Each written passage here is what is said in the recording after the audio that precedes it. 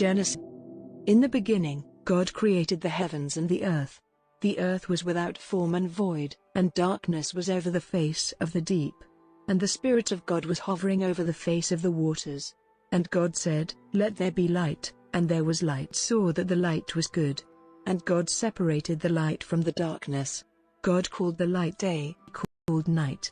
And there was evening and there was morning, the first day. And God said, "Let there be an expanse in the midst of the waters, and let it separate the waters from the waters." And God made the expanse and separated the waters that were from the waters that were above the expanse. And it was so. And God called the expanse heaven. And there was morning, and God said, "Let the heavens be gathered together and let the dry land appear." And it was so. God called the dry land earth, and the waters that were gathered together he called seas. And God saw that it was good. And God said, "Let the earth sprout vegetation, plants yielding seed, and fruit trees bearing fruit in which is their seed, each according to its kind, on the earth."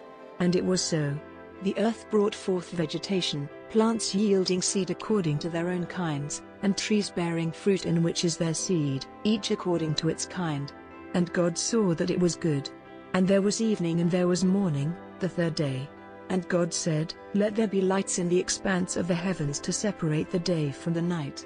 And let them be for signs and for seasons, and for days and years, and let them be lights in the expanse of the heavens to give light upon the earth." And it was so. And God made the two great lights, the greater light to rule the day and the lesser light to rule the night, and the stars. And God set them in the expanse of the heavens to give light on the earth, to rule over the day and over the night, and to separate the light from the darkness. And God saw that it was good. And there was evening and there was morning, the fourth day. And God said, "Let the waters swarm with swarms of living creatures, and let birds fly above the earth across the expanse of the heavens." So God created the great sea creatures and every living creature that moves, with which the waters swarm, according to their kinds, and every winged bird according to its kind. And God saw that it was good. And God blessed them, saying, "Be ye fruitful and multiply and fill the waters in the seas, and let birds multiply on the earth." And there was evening and there was morning, the fifth. And God said, "Let the earth bring forth living creatures according to their kinds, livestock and creeping things and beasts of the earth according to their kinds." And it was so. And God made the beasts of the earth according to their kinds and the livestock according to their kind and everything that creeps on the ground according to its kind. And God saw that it was good. Then God said, "Let us make man in our image, after our likeness, have dominion over the fish of the sea and over the birds of the heavens and over the livestock and over all the earth and over every creeping thing that creeps on." So God created man in his own image. But he created him. Male and female he created them. And God said to them, "Be ye fruitful and multiply and fill the earth and subdue it and have dominion over the fish of the sea and over the birds of the heavens and over every living thing that moves on the earth." And God said, "Behold, I have given you every plant yielding seed that is on the face of all the earth, and every tree with seed in its fruit. You shall have them for food. And to every beast of the earth and to every bird of the heavens and to everything that creeps on the earth, everything that has the breath of life, I have given every green plant for food." And it was so. And God saw everything that he had made, and behold, it was very good. And there was evening and there was morning, the sixth day.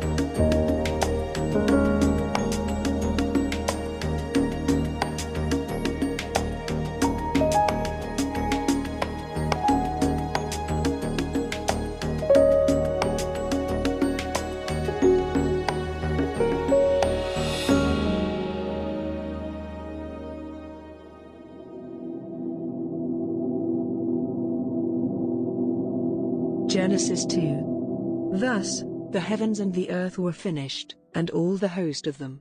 And on the seventh day, God finished his work that he had done, and he rested on the seventh day from all his work that he had done.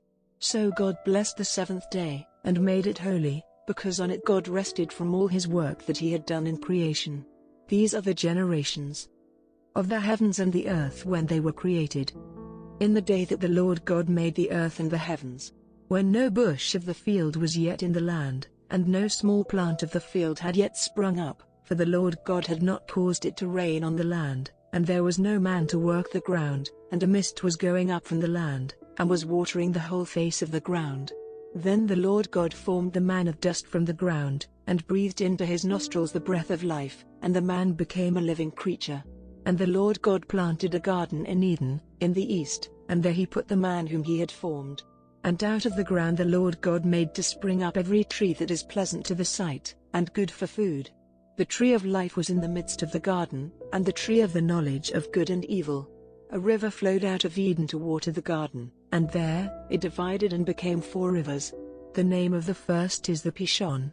It is the one that flowed around the whole land of Havilah, where there is gold. And the gold of that land is good bdellium and onyx stone are there. The name of the second river is the Gihon. It is the one that flowed around the whole land of Cush. And the name of the third river is the Tigris, which flows east of Assyria. And the fourth river is the Euphrates. The Lord God took the man and put him in the Garden of Eden to work it, and keep it.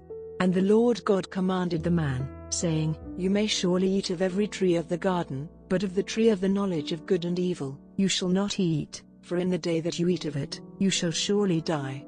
Then the Lord God said, It is not good that the man should be alone. I will make him a helper fit for him.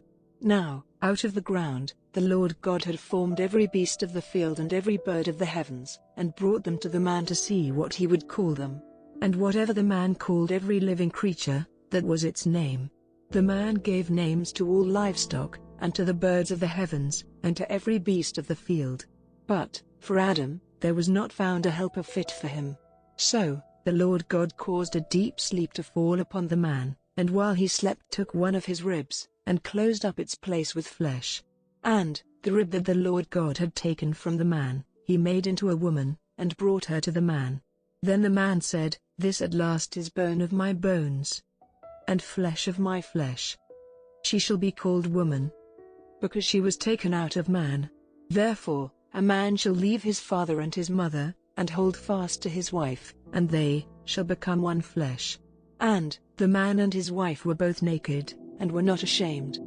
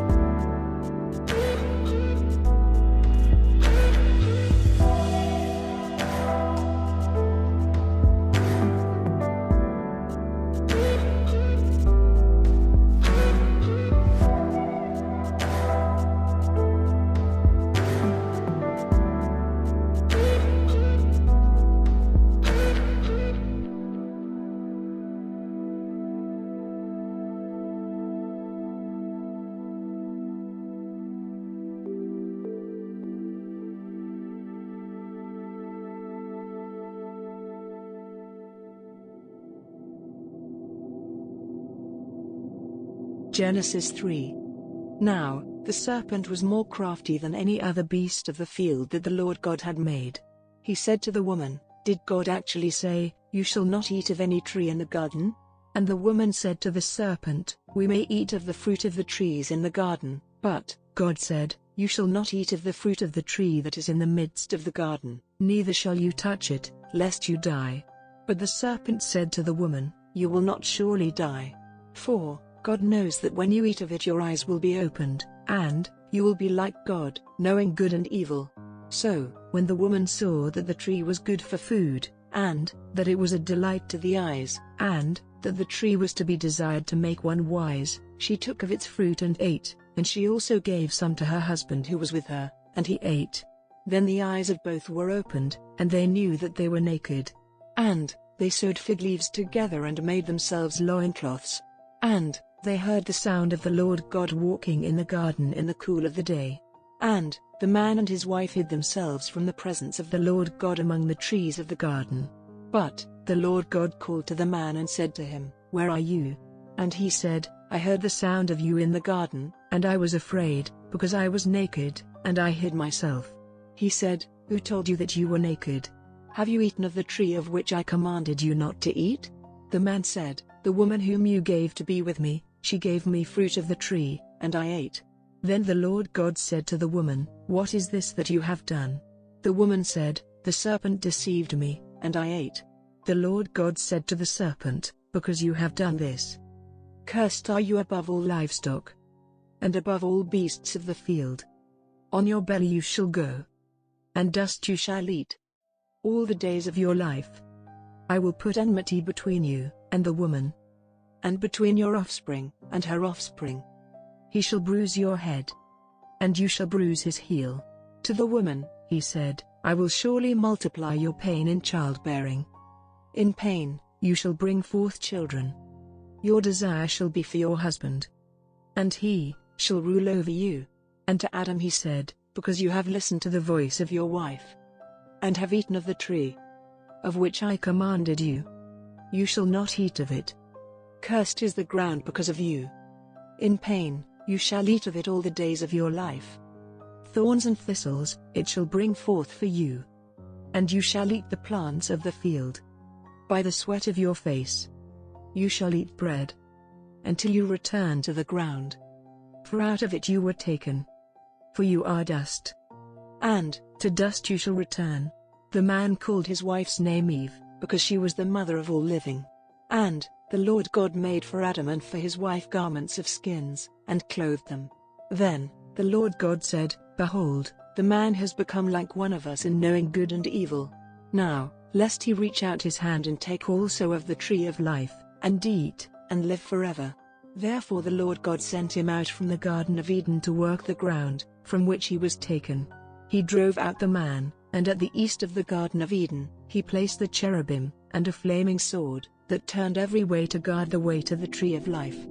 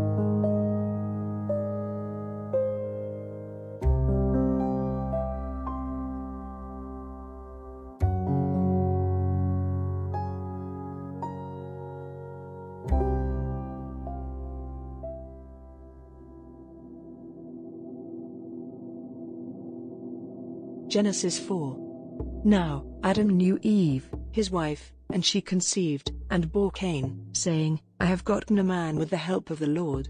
And again, she bore his brother Abel. Now, Abel was a keeper of sheep, and Cain, a worker of the ground.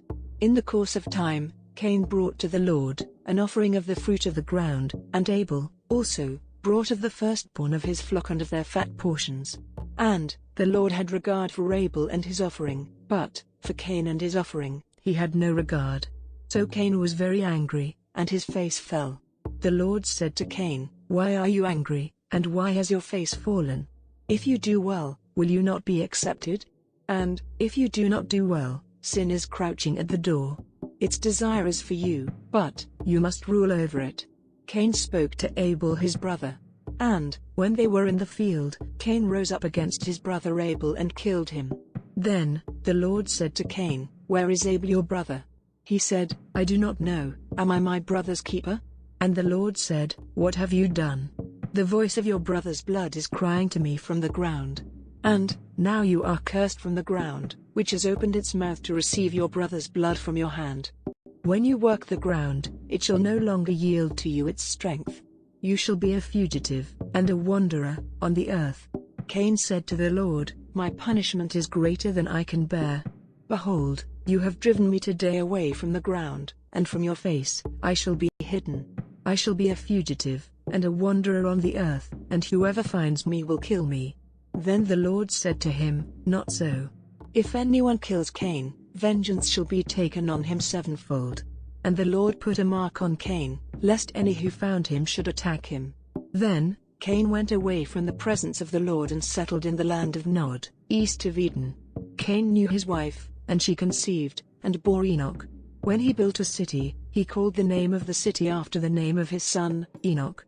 To Enoch was born Irad, and Irad fathered Mehujael, and Mehujael fathered Methushael, and Methushael fathered Lamech. And Lamech took 2 wives. The name of the one was Ada, and the name of the other Zillah.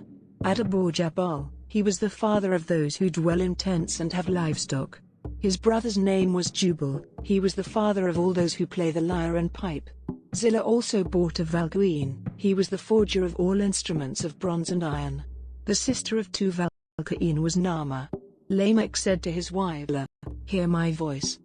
You wives of Lamech, listen to what I say. I have killed a man for wounding me, a young man for striking me. If Cain's revenge is sevenfold, then Lamech's is 77-fold. And Adam knew his wife again, and she bore a son, and called his name Seth, for she said, God has appointed for me another offspring instead of Abel, for Cain killed him. To Seth also a son was born, and he called his name Enosh. At that time people began to call upon the name of the Lord.